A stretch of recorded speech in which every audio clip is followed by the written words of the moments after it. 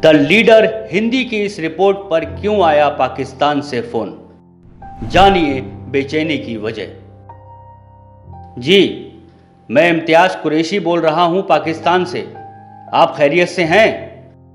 हमने वो रिपोर्ट पढ़ी, बहुत अफसोस हुआ ये जानकर। कौन है वो शख्स जिसने ऐसा गुनाह किया है? ये तो बहुत संगीन मसला है। इस मसले पर अभी क्या चल रहा है? जल्द से जल्द गुम की गई ये साझी विरासत वापस मिलना चाहिए। सब ठीक रहा तो सितंबर में मेरा आना होगा हिंदुस्तान। 31 मई को दोपहर बाद तकरीबन 5 बजे द लीडर हिंदी के लेखक के पास ये फोन कॉल लाहौर से आई। आधे घंटे से ज्यादा वक्त तक इम्तियाज राशिद कुरैशी बात करते रहे। पाकिस्तान से ये फोन कॉल क्यों आई, ये जानने से पहले फिल्म के इस सीन को देखिए।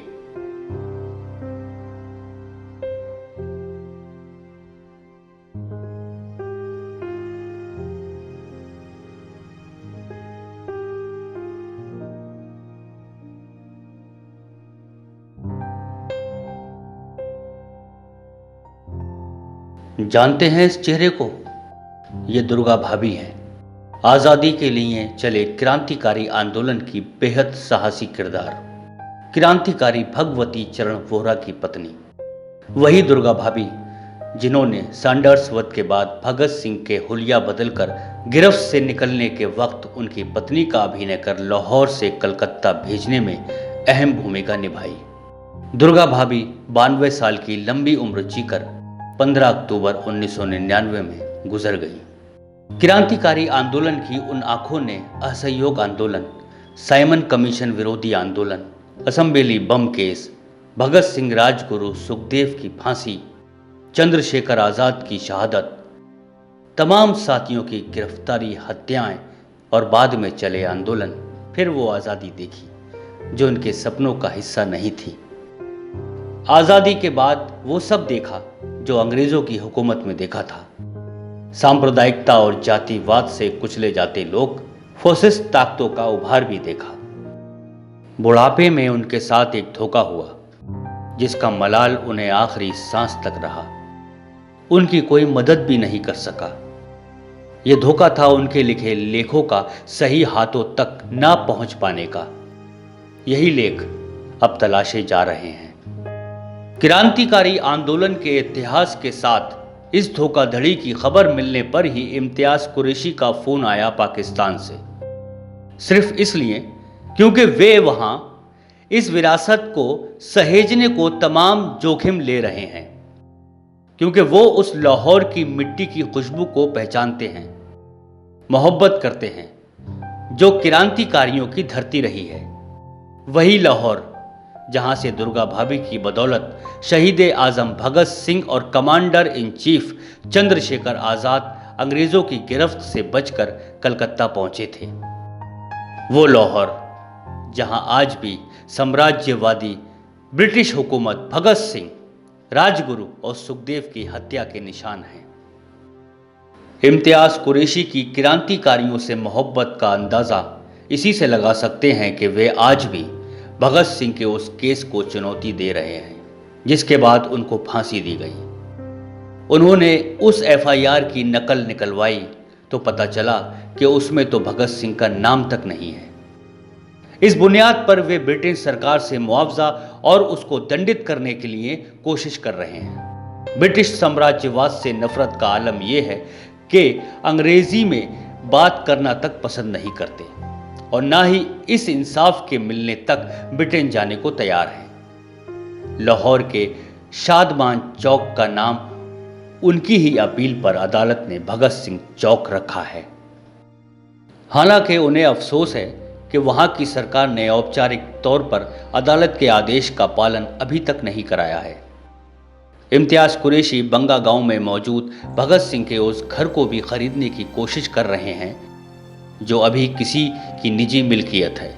वहां उसे अंतर्राष्ट्रीय स्तर पर विकसित करके सभी के लिए खोलना चाहते हैं। पाकिस्तान सरकार से उनका सवाल है कि जब फिल्म कलाकार दिलीप कुमार और राज कपूर के घरों को राष्ट्रीय धरोहर बनाया जा सकता है तो भगत सिंह के घर को क्यों नहीं। बात पर फिर लौट कर आते हैं। दुर्गा भाभी के साथ धोखाधड़ी किसने की और क्यों की? दरअसल गुम दस्तावेज भारत की आजादी को चले क्रांतिकारी आंदोलन की मशहूर नायिका दुर्गा भाभी के लिखे लेख हैं, जिन्हें हासिल करने को वे देहांत से 14 साल पहले तक हाथ पांव मारती रही। इतनी बेचैन रही कि उनको पाने के लिए टूटे हुए हाथ से पत्र भी लिखे, लेकिन ये दस्तावेज उनके देहांत के 36 साल बाद आज तक बरामद नहीं हो सके। गायब सामग्री में दुर्गा भाभी के 1938 में लिखे 7 लेख के अलावा संस्था में आए उतार चढ़ाव पर एक लेख और रफी अहमद किदवई पर लिखा एक लेख है। ये लेख उतने ही ऐतिहासिक दस्तावेज हैं जितने भगत सिंह या अन्य क्रांतिकारियों के लेख। ऐसे ही लेखों की बदौलत क्रांतिकारियों के विचार और ख्वाब दुनिया को पता चल सके।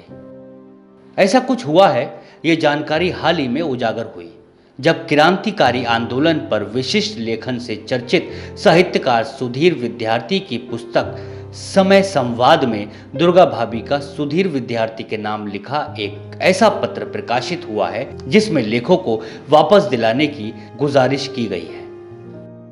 ये पत्र उन्होंने 30 अक्टूबर 1950 को भेजा था।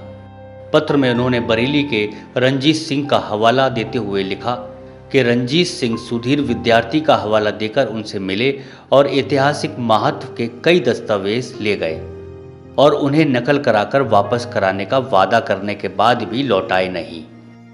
दुर्गा भाभी ने इसके लिए रंजीत सिंह को 2 पत्र उनके बरेली के पते पर लिखे, जिनका उन्होंने कोई उत्तर नहीं दिया, ना ही सामग्री वापस लौटाई। विवश होकर दुर्गा भाभी ने सुधीर विद्यार्थी को उनके शाहजहांपुर के पते पर पत्र भेजा ताकि सामग्री वापस मिल सके। सुधीर विद्यार्थी की पत्रों की पुस्तक प्रकाशित होने के बाद दुर्गा भाभी द्वारा स्थापित और संचालित लखनऊ मोंटेसरी इंटर कॉलेज में भाभी का बनाया स्वतंत्रता संग्राम शोध केंद्र और उससे जुड़े सदस्यों के संज्ञान में जब ये आया कि दुर्गा भाभी के लिखे संस्मरण तथा अन्य दुर्लभ ऐतिहासिक सामग्री बरेली के रंजीत सिंह के पास है, तब इस पूछताछ का सिलसिला शुरू हुआ। रंजीत सिंह अब रंजीत पांचाले के नाम से जाने जाते हैं।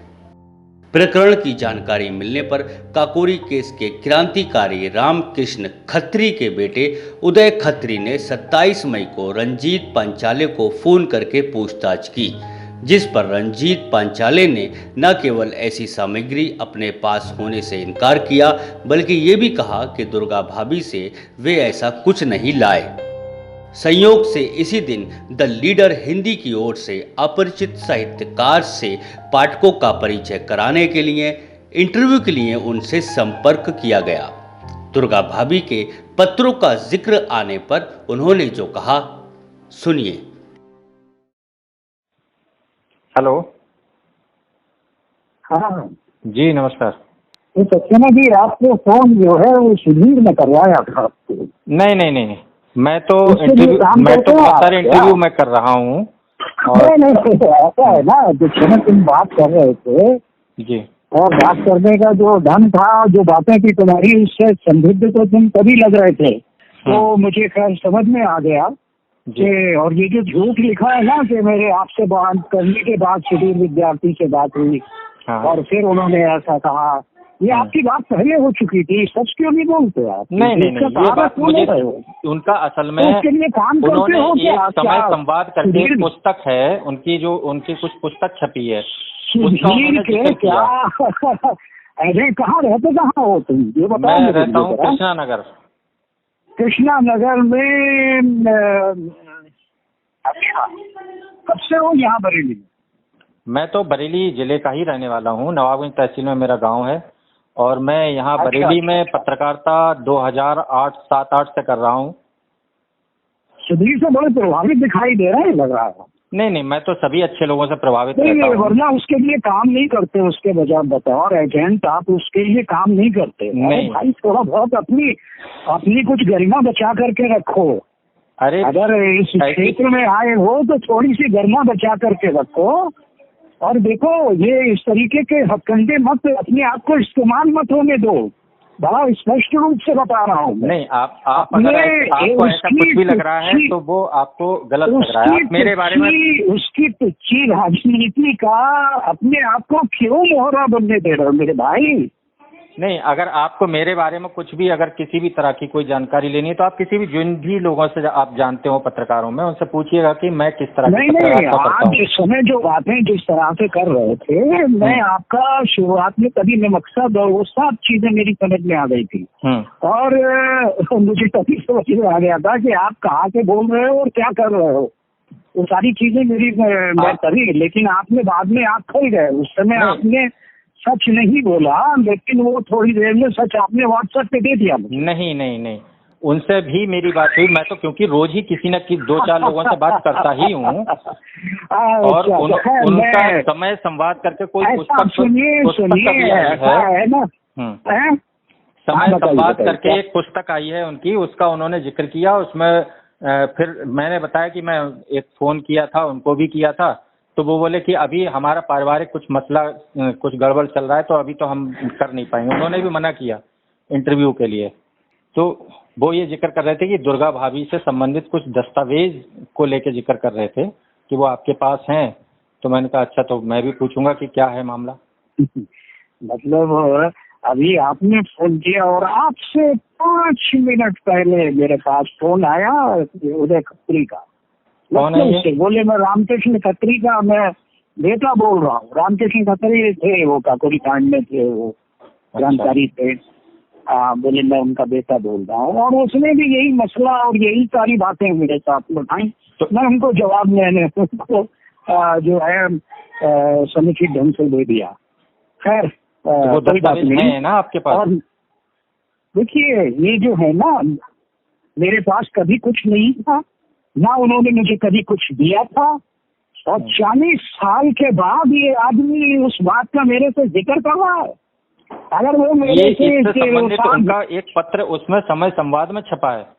अभी देखिए, मैं एक बात आपसे ये कह रहा हूँ कि ये 40 साल पहले अगर उसका कोई पत्र था उसके पास में इस तरीके का, तो मुझे उसी समय उसने क्यों नहीं इन्फॉर्म करा कि दुर्गा भाभी ऐसे कह रही है। मैं उसी समय उनको लिखित में भी देता कि आपने इस तरीके का मुझे कोई चीज मुझे नहीं दी है और वहाँ जा करके मैं उनको बता करके आता है कि सारा उनका स्मृति भ्रम दूर कर देता मैं। मतलब उन्होंने पहले बात करोगे, ये बेहूदी है, ये बदतमीजी है। मतलब ऐसा कोई दस्तावेज नहीं है जैसे जिसका वो क्लेम कर रहे हैं? नहीं, कभी नहीं, कभी था ही नहीं ऐसा, कभी नहीं। तो ऐसा क्यों कर रहे हैं ये? और मैं आपको ये कह रहा हूँ क्योंकि आप बरेली के हैं, तो बस आपको एक सिर्फ सलाह दीजिए, घटिया तिच्छी राजनीति का अपने आप को मोहरा मत बनने दीजिए। नहीं, अपने आप को इस्तेमाल मत होने दीजिए, पूछ रहे हैं, इस्तेमाल मत होने दीजिए। चलिए, मैंने आपकी बात का जवाब दे दिया, मैं आपको ब्लॉक कर रहा हूँ, आगे से मुझे फोन मत कीजिएगा।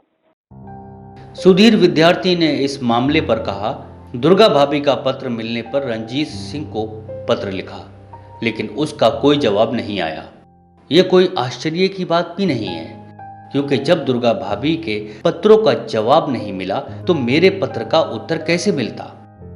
शाहजहांपुर से बरेली शिफ्ट होने के बाद जब वो एक समारोह में मिले तो उन्हें याद दिलाया गया। उसके बाद एक कार्यक्रम में उनको दुर्गा भाभी की भेजी चिट्ठी की फोटोकॉपी भी दी गई, लेकिन जवाब तब भी नहीं मिला। अब दुर्गा भाभी का पत्र पुस्तक में प्रकाशित हुआ तो कई लोगों की जानकारी में मामला आया है। दुर्गा भाभी की वो ऐतिहासिक सामग्री उनके द्वारा स्थापित लखनऊ के शोध केंद्र में रखी जानी चाहिए। अब यह मामला क्रांतिकारियों के परिजनों और इस धारा से लगाव रखने वाले लोगों तक पहुंच गया है, जो इस प्रकरण को गंभीरता से ले रहे हैं। द लीडर हिंदी ने इस मामले में भगत सिंह केस में काला पानी जाने वाले क्रांतिकारी डॉक्टर गया प्रसाद के बेटे क्रांति कुमार से बात की। उन्होंने क्या कहा, आइए सुनते हैं। बरेली जाना पड़े तो आप जाइए, समझ लीजिए उनके पास दूसरी कॉपी नहीं है जी है, और इन्होंने एट ए टाइम निकाल के दे दी। दुर्गा भाभी जी ने भरोसा करके, भाई सुधीर विद्यार्थी का जो परिचय दे देगा, सुधीर विद्यार्थी अपने आप में बहुत बड़ा नाम जी दे दिया, और उन्होंने लौटाया नहीं। मतलब उनके पास एक ही कॉपी रही होगी। 1938 में दुर्गा भाभी ने क्या लिखा होगा उस समय तो बिल्कुल अलग थी। बिल्कुल। और हाँ, उसमें उस पत्रिका पर क्या लिखा होगा तो जानने का तो हक है। बिल्कुल बिल्कुल, और ये तो होना भी चाहिए। कम से कम कोई भी दस्तावेज वगैरह हो तो कोई भी दस्तावेज क्रांतिकारी तो पूरे देश के होते हैं, कोई व्यक्तिगत संपत्ति तो होते नहीं है। जी। तो राष्ट्र का पूरा अधिकार इस पर किसी का एक का अधिकार नहीं होता है। इतिहास पर पूरे राष्ट्र के समक्ष आना चाहिए। तो हमें भी चिंतित, हमें भी नहीं ये बात पता थी। दुर्गा भाभी से मैं कई बार मिला था और जाहिर बात दुर्गा भाभी के पास उसकी दूसरी कॉपी नहीं हो। कहाँ होगी उस वक्त, कहाँ लोगों को ना तो फोटोस्टेट वगैरह वरना ये लिखती ही नहीं कि मेरे ये लेख और बोले आपको बरेली जाना पड़े। हाँ, अगर उसकी उनके पास एक कॉपी भी, फोटो कॉपी या कोई नकल होती तो कभी नहीं लिखती। उस नकल से दूसरी नकल बन जाती है। जाहिर बात ही उन्होंने वो ओरिजिनल दे दिया, उनके पास नहीं रहे होंगे तो इतिहास ही गुम होती है। बिल्कुल, तो बहुत गलत कार्य है। आपको क्या लग रहा है, मतलब ये मतलब क्या ये झूठ बोल रहे हैं, क्या कर रहे हैं, ये समझ में नहीं आ रही है बात। ऐसा क्यों रहे हैं ये ऐसा ये असल में कई बार क्या होता है कि ये लेख का उपयोग ये अपने नाम से करना कहीं हो सकता है इन्होंने किया हो, उसमें से अंश उठाए हो और इन्होंने अपनी तरफ से उसको वो कर दिया हो। काकोरी केस के क्रांतिकारी रामकृष्ण खत्री के बेटे उदय खत्री ने कहा, जो विद्यार्थी जी को जो पत्र लिखा उसने लिखा भैया आपके नाम से वो ले गए और ऐसा ऐसा ये हो गया और मैं अभी मेरे हाथ में चोट है, मैं वो भी नहीं कर पा रही हूँ, पढ़ने में मुझे दिक्कत है, मुझे लिखने में दिक्कत हो रही है। हो सकता है उसके बाद तो पता ही नहीं। वो कह रहे थे, सुधीर विद्यार्थी से मेरी बात हुई, मैंने कहा आपने पहले ही क्यों नहीं उस समय किया? कहने हमने दिया था उसको। तो कहने लगे नहीं आप गलत बोल रहे हैं, दुर्गा भाभी ऐसा पत्र लिख ही नहीं सकती। तो उन्होंने कहा लो दुर्गा भाभी ने ये लिखा, उसकी फोटोकॉपी इसको दे दी और वो ले करके बंदा बैठ गया। उसके बाद इनका फोन ही उठाना बंद कर दिया। दुर्गा भाभी ऐसा लिखेंगी, अगर उन्होंने नहीं दिया तो इसका मतलब ये झूठा ठहरा रहा है दुर्गा भाभी को। तो ये बात सुधीर विद्यार्थी और इनके उसके बीच की नहीं है, ये दुर्गा भाभी और उसके बीच की है। बिल्कुल। एक वृद्ध महिला को, क्रांतिकारी महिला को तुम जा करके उनसे उनके साहित्य ले आए, उनके पास कुछ सामग्री थी, उसको आप क्या कह के ले आए? वो बेचारी अस्वस्थ थी, हैं? उसका आपने अनड्यू एडवांटेज उठाया। ये बिल्कुल गलत है, ये बिल्कुल गलत है। और ये अपने आप में साबित करता है कि आदमी जो है, जो इस समय डिनाई कर रहा है, वो झूठ बोल रहा है। हाँ, जो भी है सच सामने आना चाहिए। क्या है मामला, सच सामने आना चाहिए। जो भी है बिल्कुल उसका सच सामने आना चाहिए। शहीद आजम भगत सिंह के भांजे प्रोफेसर जगमोहन सिंह ने कहा, इस पे जी क्या आपका क्या मशवरा या राय बनती है कि क्या किया जा सकता है, क्या होना चाहिए इसमें? नहीं, उसमें तो ये है कि थोड़ा पब्लिक दबाव उससे बनाना चाहिए कि देखो ये तुम पे खतरा है, तुम इन चीजों को पब्लिक डोमेन में लाओ, क्योंकि उसके पास है जी। तो वो थोड़ा दबाव बनाना चाहिए। मैं भी कुछ साथियों से बात कर रहा हूँ कैसे। तो मैं इस पे असल में एक क्योंकि मैं पत्रकारिता भी करता हूँ, तो मैं इस पे कुछ लिख रहा हूँ जिससे कि लोगों की जानकारी में भी आए और इस पे लोग उनसे कहें कि कम से कम दें वो, क्योंकि ये उनकी व्यक्तिगत संपत्ति नहीं है, ये तो पूरी धरोहर है, विरासत है, सबके सामने नेशनल धरोहर है। और फिर है कि ये अपने लेटर का प्रमाण है कि वो कैसे डिनाई कर सकता है। जी। अगर उसने डिस्टर्ब किए हैं तो वो मतलब उससे पूछिए, आप पत्रकार भी पूछ सकते हैं। नहीं, वो तो एकदम साफ मना कर दिया। मैंने पूछा उनसे, ऐसे ही करके पूछा कि क्या आप कभी लाए या नहीं लाए, तो बोले नहीं मैं कभी नहीं लाया। मैंने कहा आपके पास नहीं है? तो बोले बिल्कुल नहीं है मेरे पास। बोले ये सुधीर विद्यार्थी राजनीति कर रहे हैं। राजनीति उससे क्या राजनीति कर रहे हैं? आपने पत्र की बात की थी, ये पत्र उन्होंने लिखा है तुम उसको? हाँ, मैंने कहा उनको। बोले नहीं ऐसे ये सब, मतलब हर बात को एकदम डिनाई कर दिया, बल्कि लास्ट में तो मुझसे ये कह दिया मैं आपका नंबर ब्लॉक कर रहा हूँ। अच्छा। चलिए लिखिए अब उसको। मतलब देश की कई प्रमुख हस्तियों ने भी अपनी प्रतिक्रियाएं दी हैं। प्रसिद्ध इतिहासकार इरफान हबीब ने कहा, बहुत आश्चर्य हुआ और दुख भी बहुत ज्यादा है कि दुर्गा भाभी के साथ इस तरह का व्यवहार किया गया। मुझे आशा है कि इन लेखों का कुछ सुराग लग पाएगा। भोपाल से प्रसिद्ध हिंदी समीक्षक कवि विजय बहादुर सिंह ने कहा, ये तो दंडनीय अपराध है, पर यह मकसद हल कैसे होगा? यही असली समस्या है। मेरा तो मन खराब हो गया क्योंकि मेरे साथ भी ऐसा हो चुका है। एक शख्स पंडित भवानी प्रसाद मिश्र के कैसेट लेकर गया और लौटाया नहीं। ऐसे साहित्य हंताओं की भी एक दुनिया है। लखनऊ से साहित्यकार बंधु कुशावर्ती ने कहा, यह सचमुच बहुत गंभीर मामला है। दुर्गा भाभी के हाथ से निकल गई सामग्री राष्ट्रीय धरोहर है। ये पूरा तथ्य जिस तरह से सार्वजनिक हुआ है, उस पर तो देश की सरकार व उसके राष्ट्रीय संग्रहालय के सक्षम अधिकारियों को सक्रिय होना चाहिए। दिल्ली से वरिष्ठ कवि राम कुमार कृषक ने कहा, द लीडर ने दस्तावेजी साक्ष्यों के साथ दुर्गा भाभी के लेखों की गुमशुदगी को उजागर करके पत्रकारिता के गंभीर दायित्व का निर्वाह किया है। बरेली से कामरेड सिंह ने कहा, फॉसिस्ट सरकार से तो कोई उम्मीद नहीं है। ये क्रांतिकारियों के दस्तावेज ढूंढने में मदद करेगी, बल्कि वो तो क्रांतिकारी विचारों को ही कुचलने में अपनी सारी ऊर्जा लगा देगी। यहीं के एडवोकेट एब्रन कुमार गंगवार ने कहा, इस मामले की जांच बहुत जरूरी है। मेरठ से धर्मपाल आर्य ने लंबी प्रतिक्रिया दी है। उन्होंने कहा, द लीडर ने इसे बड़े उत्साह और विस्तार से प्रकाशित किया है। महान क्रांतिकारी दुर्गा भाभी के वो लेख आजादी के अति महत्वपूर्ण दस्तावेज हैं। इन दस्तावेजों को लाने के लिए मैं भी विद्यार्थी जी के साथ चलने को पांचाले के घर जाने को तैयार था, लेकिन पांचाले के आश्वासन पर रुक गया।